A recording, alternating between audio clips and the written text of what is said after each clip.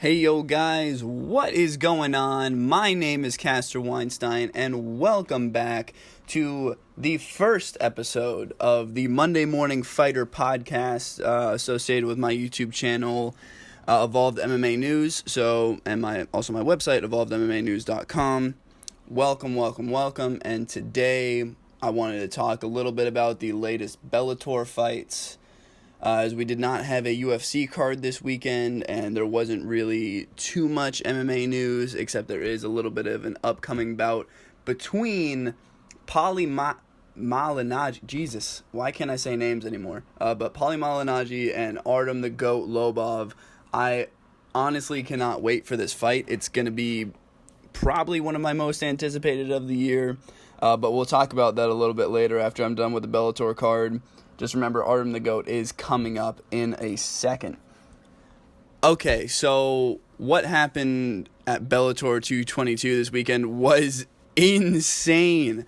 I did not expect, to be completely honest, I did not expect anything on that card to go down. Almost all of my predictions were wrong. I had Aaron Pico obviously win. Let's just start off with the Aaron Pico stuff. I had him obviously winning that fight in those first two rounds because he was killing it. He was going all Khabib. It seemed like what he wanted to do was just, all right, in this camp, I moved to American Top. He moved to American Top. No, he moved to John Winklejohn. So he moved to Winklejohn, and they were just like, okay, you're going to become Khabib in this fight. So he became Khabib Nurmagomedov, and he just went takedown, hold, maybe a little punches to keep him so that the ref doesn't stand him up, and just kind of hold him down there and win the round by takedowns and just top game on the ground, a little bit of ground and pound. And obviously it looked like he wanted to win a decision, I guess. I really don't know. But so I thought he was executing the game plan that he had really well. It wasn't exciting at all. He and Borix was the winner. They got in some brief exchanges, some exchanges, albeit brief. But once they got into those, I was having a great time, and it just looked like Pico, he was definitely on his game. He's an Olympic level wrestler, so obviously he has the wrestling chops to become that Khabib mauling type if he wanted to in MMA, but it looks like he doesn't know how to fight with it. And even on his post-fight interview, and what Scott Coker was saying in the post-fight interview, was that he needs to learn how to fight with all of this stuff going on. He needs to learn really how that he can incorporate all of this into his game, because previously I think all he thought MMA was stand-up and whatnot, and then he goes to camp and he just does wrestling. And it seems like he doesn't know how to combine all of it together. Kind of mixed martial arts. It's in the name, right? So it seems very obviously that he doesn't know how to mix stuff together, and that he needs a little bit more time in the gym. I think some time off will do him well. This is his second knockout loss in a row, coming off that awful Henry Corrales knockout last time on his last outing on a Bellator card. And now he's against Borix, and Borix knocks him out with a beautiful flying knee. Horrific for him, just KTFO, knocked the fuck out. I would assume 6 months off, 8 months off, something like that. Get in the gym, really take his stand-up jiu-jitsu wrestling classes seriously, as we all know he does. He's a workout warrior. That man. In interviews, he will say the same thing. Everyone that has seen him in the gym, Big John McCarthy was even talking on the commentary about that the other night, that he knows that he's a workout warrior. He's worked out with Pico before, and he's really seen him in the gym in his element, and it seems like that is the mentality of a champion, and I believe that Pico will be a champion one day, but he needs to get back in the gym, take a couple months off from a knockout loss, obviously devastating to any fighter, and really learn how to bring it all together with striking, clinch game, jiu-jitsu, wrestling, because all that he has done in his past two fights is boxing and wrestling. And while it's great and it was incredible for the fans to see those 4 knockout wins in a row, for him, he has 3 losses on his name, and a 4-3 record is becoming more of a disappointing prospect, or a disappointing former prospect, out of what he was as one of the most hyped MMA fighters coming out of the gate from his Olympic days. So, just imagine next fight, little step down in competition. He's obviously shown that he can get knocked out pretty easily. He can also take some shots, though, so he doesn't have a glass chin or anything like that. I'm not saying that, but he really needs to learn how to not, how to take his shots, because he was just taking shot after shot after shot. He was shooting in, shot after shot after shot, and it seemed like he was doing it in bad ways. It seemed like he was back in his wrestling days, his NCAA day, or he didn't go NCAA. What am I even saying? He was not an NCAA wrestler. But it seems like he was back in those high school Olympic days, I bypassed college for wrestling, I'm a great wrestler, and that's great, man. I love that he's a great wrestler. It's entertaining to see someone on the ground as dominant as him, like Khabib and him, but I don't know how you can really go from there. So, yeah, he needs to stop shooting so many takedowns, get in the gym, learn how to put it all together, and eventually he will get back out there, and he will be stronger than ever, and he will, mark my words, put this down as a freezing cold take, even though no one's going to watch this, but he will be a champion. In my eyes, he will be a champion. All right, and next on the card was Heather Hardy. What was that? This entire card was a terrible night for the favorites. What in the hell was that? I didn't understand. Heather Hardy, a former boxing champion,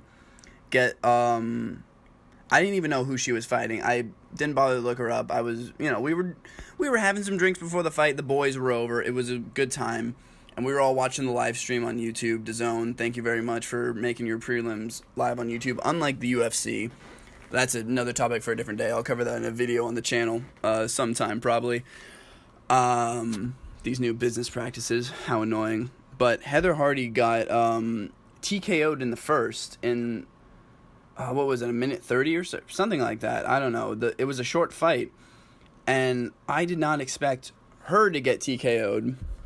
Former boxing champion, win the MMA and everything. If anything, I was expecting a ground game submission, something like that, but Heather Hardy just couldn't do it. Maybe her head wasn't in the fight. I don't know. It didn't look like she was very willing to be there. Not willing. Obviously, you got to be willing to fight. But it didn't look like she was in the zone, I'll say. She looked a little... timid's the wrong word, too, I can't find the right word to say it, but she looked off. I'll just say she looked off and pre-fight. So I wonder if there was anything going on there or whatnot, but, I hope she gets back. She's going to bounce back eventually. She's a very entertaining fighter to watch. I love seeing her decimate ladies in the stand-up. And... hopefully she gets back on another card very soon. I want to see her fight, and I want to see her get back in that win column just like Aaron Pico. And then we'll skip a few fights. To the Dylan Danis fight. We got to talk about Dylan Danis. What a fucking asshole. But contrary to popular opinion, I fucking love it. Okay, it's really douchebaggy. It's really annoying, and at certain points he goes way too far. But there's just something funny about it, because he is a former jiu-jitsu champion, so he has some pedigree to, go out there and do some more outlandish stuff that some other people might not get away with. Because he has been a champion. He's got great jiu-jitsu. He's incredible, and he's shown it in 2 fights in the octagon. He stole 2 people's championship belts, posed for a picture with them. It was hilarious to me. I gotta say, it was hilarious. I loved it. I loved it with all my heart. And some people just think he's an asshole, but I think he's a hilarious asshole. So that's my take on that. But during the actual fight, just showing again that he is not a great stand-up fighter. And I think the same thing with Pico, that he has gotten lucky right now. Not really lucky, because it's his skill that really allows him to go to the ground, but he's gotten lucky that he hasn't gotten knocked out, because he tries to stand with people for like 2 seconds and then realizes, oh fuck, I can't do that, and goes down. But the thing with him, he ends his fight so quickly with jiu-jitsu because people are not on his level. Now, if he went against, I'm not saying this fight is anywhere in the near future, but if he went, so I don't even think they're in the same weight class, but if you pitted him against Rafael Lovato Jr., just imagine what that would be like. Because Rafael Lovato Jr. has the stand-up. He's knocked people out. And he also has the pedigree of being a world champion black belt in jiu-jitsu. He won worlds in Rio de Janeiro. He was the first because he's technically Brazilian, but he was the first American to do it, I believe. Or was that Musumeci? Did he not win? Did BJ Penn win? I'm off on my facts on all the jiu-jitsu champions because there's so much stuff to do, and the IBJJF Worlds is a whole big thing. The jiu-jitsu politics is just as toxic as MMA politics, and it's hard to get into. But if you pitted him against Rafael Lovato Jr., I know Rafael is in 185 and Danis is 205, I think. But if you pitted them against each other, oh my God, Dylan could not rely on his ground game to just get him out of there against Lovato. He would have to actually stand up. And the bad thing with Danis is that he has not exposed himself to stand up very much. Sure, you can do it in the gym as much as you want. He can take a year off and just do stand up in the gym or whatever, and still sometimes train jiu-jitsu. But as he didn't really get the cage time, so he wasn't thrust into the situation, and he hasn't had the time while he's actually been in the Bellator cage to stand up with an opponent trying to take his head off. And I think that's going to really hurt him in the future, and it's going to lead to probably a skid of 2 or 3 losses coming up very soon in a fight where someone can actually hold their own against his jiu-jitsu and not just tap from a toe hold or, an arm bar that he gets lucky on. So what he really needs to do, definitely go in the gym and work on his stand-up, but he needs to get more confident in the gym and put a lot more time into it, which I don't know his routine. I don't know his coaches personally. He obviously trains at SPG and everything. So he really just needs to get in there and get his confidence up and stand up, really try to stand up with some people, not get knocked out, obviously. He should probably be timid and skittish of anyone that's a good stand-up fighter. But if you get just another mediocre guy, then he can definitely try to stand up with him and get some cage time to really know what it feels like in there and know what it's like to stand up with someone in the in the Bellator cage, not the Octagon. Octagon is only UFC. But my big problem with Danis is that he will have opponents that are too good because of his name. One, because of his notoriety with Conor McGregor and all the random shit that he does, holding up belts and whatnot, but because he's such a world-class athlete, a jiu-jitsu champion of the highest pedigree,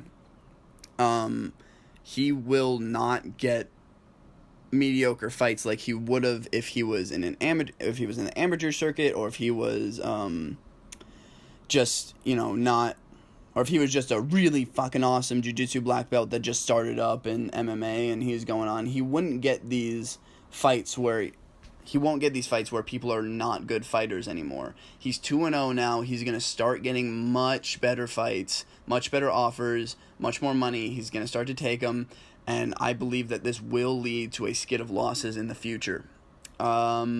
So that's my Dylan Danis problem right there, because I love the guy. I love what he's doing, but he will eventually lose. I mean, every MMA fighter has to lose. This is not boxing. You can't go 50-0 with a perfect record like Floyd and everything. It's so many more boxers do it than MMA fighters, and MMA is just so much more unpredictable. But eventually Dylan will lose, and he will go on a skid. I am pretty certain of it. I'm going to put my money on that. If there was something on my bookie that I could just bet on with Dylan Danis going in and having a couple losses here and there to some fighters that have good stand-up and decent jiu-jitsu, like if they're a brown belt and they can stand up with Dylan and defend his takedowns and everything, and defend his crazy Imanari rolls, then they can be okay. He's definitely going to lose to those kinds of fighters coming up in the future unless he makes a big change to his game and really gets more comfortable standing up in the cage. Also, guys, again, I just want to say we're at the 15-minute mark right now, or at least approaching it, that I am the only person on this podcast. I am just basically talking to myself in my room right now. But I want to get some other people on. I definitely want to interview some fighters. Unfortunately, I'm moving out of the place that I am right now, and I have some connections. And I have some connections here, but I have no connections in the place that I'm moving. So I am going to most definitely try to get my jiu-jitsu coach in here, my former professor as well, who just moved on to another school, and possibly some of the guys that are coming up on some amateur cards. They're actually having their first fight, so I'd like to possibly interview them for the podcast, get them in here, see if I can really make that work, and I think it'll be a great time. So eventually in the future, please do stick with it, and we will get those people on the podcast. But getting back to Bellator 222, talking about more of the main card. Wow, voice crack right there. You can tell I've been drinking coffee, not water. My voice is not great for a podcast right now. One second, let me take a sip. All right, so back to talking about Bellator 222. Machida Sonnen. I love Chael Sonnen, the American gangster, and I was so sad that he retired, and I was so sad that he lost, that he went out like that. Now, sure, I didn't want Lyoto Machida to lose either, because he is a legend in the sport. I watched him growing up when I was watching UFC. Those toe kicks right to a person's chin that just one kick knockout. Has he done that twice? 3 times now? I don't know.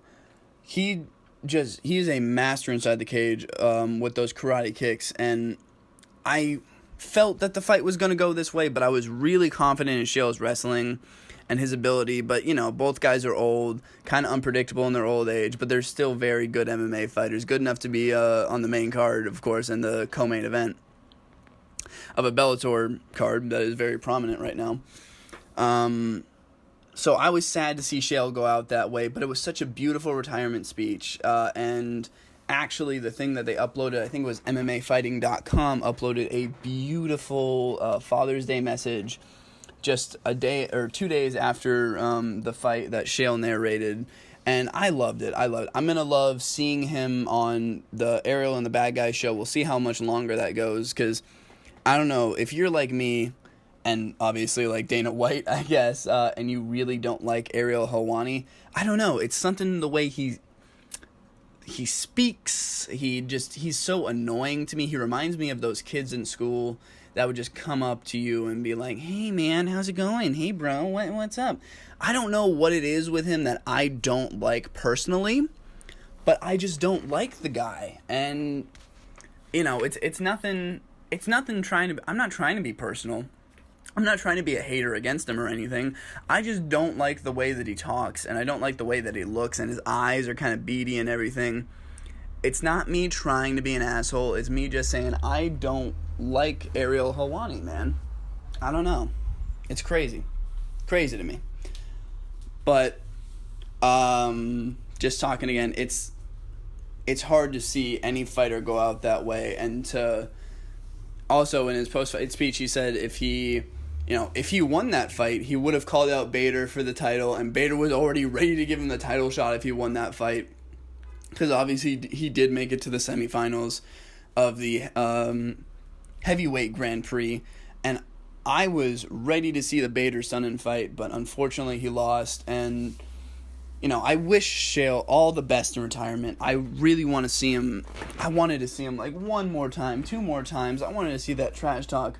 But I'm sure he's going to have the same energy, the same everything, now that he's not fighting. Now that he can really probably be himself on the Ariel and Bad Guy show, call out fighters, do some stuff. I love watching his inspirational Instagram videos. And I do it every day. Sponsored by BetDSI, of course, Chael, sponsored by BetDSI. You always got to see that. Love to see it in those Instagram videos. I don't know. I really can't get over how much I'm going to miss the American gangster, Chael Sonnen. Still can't believe he fed that bus a carrot, though. Best time with Chael. Best time right there. But now, I guess let's get on to the main event. And I think, in my mind, I had picked Oh yeah, in the Sonnen fight, I picked Sonnen, even though I thought Machida really had the stand-up game to test him and knock him out, which he obviously did. But getting on to the Rory McDonald Neiman Gracie fight, I thought that Neiman Gracie was the dark horse in this tournament, was going to be the one to actually win it all in the end. Because after I saw that Lima McDonald fight before the Musasi one, I thought that Rory's legs were fucked up. I saw all that, and I didn't know which way to score the fight. I think my bias for Rory McDonald, obviously, is the only reason that I scored it for him in the end, 49-48, or, yeah, 48-47, or something around there. I don't remember my own scoring, or the scoring of a 5-round fight. But yes, I scored it for him that way, simply because I think I was biased towards him, and I didn't know how to score it otherwise because it was so close, in my opinion. And Douglas was destroying Rory's knees and really dictating the pace of the fight in certain rounds. And so was Rory, though. He was getting in there and tagging him up and keeping him on the ground and everything. But I don't know how they're going to win, or how he's going to fare in the next matchup between them.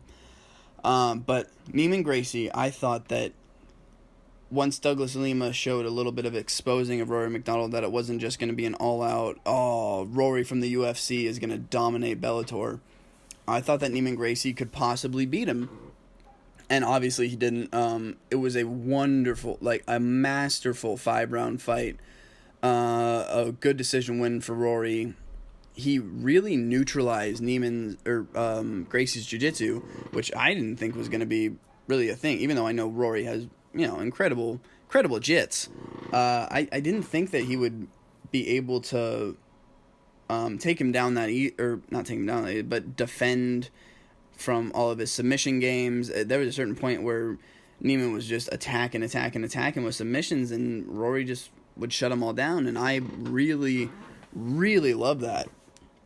Loved what was going on there. I loved everything about it. So I think after that fight, after his weird... I don't understand what that was, religious stuff. I don't know if I want to hurt anyone anymore. And it's you used to be such a killer. I'm pretty sure it's his wife, obviously, Olivia. Very, very, very hot woman right there. Rory, you won that. You won that trade. But yeah, I don't know what it was with his religious beliefs. I don't know what was going on there, but apparently he didn't want to hurt anyone for a while, and now he's back on track, and he's like, my new religious beliefs aren't going to be a problem with my fighting anymore. So we'll see what really happens. We'll see if he has the true ability to push beyond his religious beliefs of not hurting anyone and not making anyone bleed, to see if he can finish off Douglas Lima in their second fight, in their now second meeting.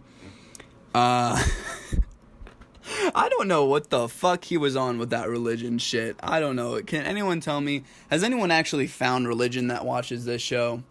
If you have, please text me about it, because I want to know what this is. How can you go from such a train killer? Were you an assassin who found religion that then said, I don't want to hurt anybody no more, and now you can hurt people, but even with the religious parts? I don't know. Whatever it was, all props to Rory on the win, I guess. That's my message in the end. All props to Rory on the win. I love seeing it. He is probably one of my favorite Bellator fighters, if not my favorite, just because I watched him when I was 12 or something, going up against Lawler in that fight. It was crazy. Love those fights. Classics, obviously. You can find them on UFC Fight Pass, everyone. Not a sponsor, though I wish they were. All right, so let's go on to the Malignaggi Lobov fight, the new Bare Knuckle FC matchup that's going to be going on. And I am excited as all hell.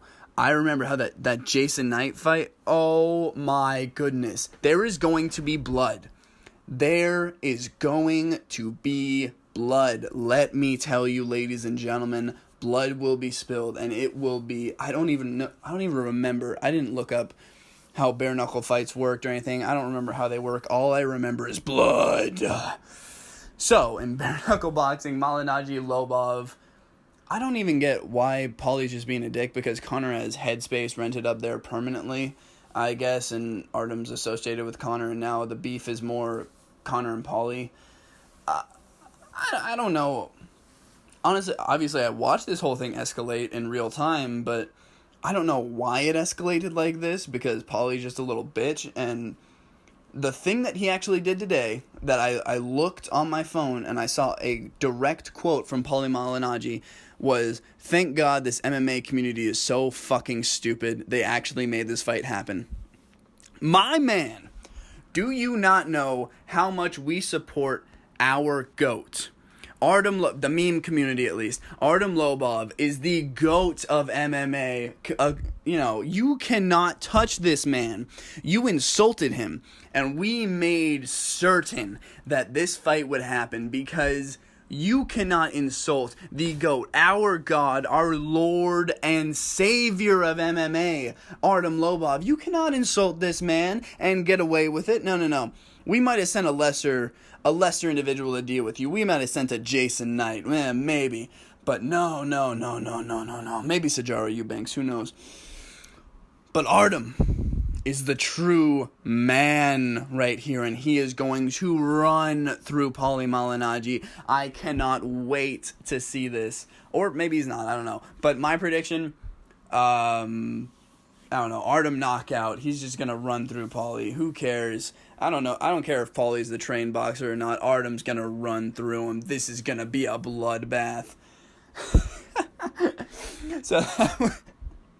Sorry, that was all fun and games. I think Artem's going to win. This is going to be a fun fight to watch. I can't wait for it to really happen. To finally really happen, you know what I'm saying? And can't wait for the MMA community that's so fucking dumb in Paulie's eyes to be vindicated.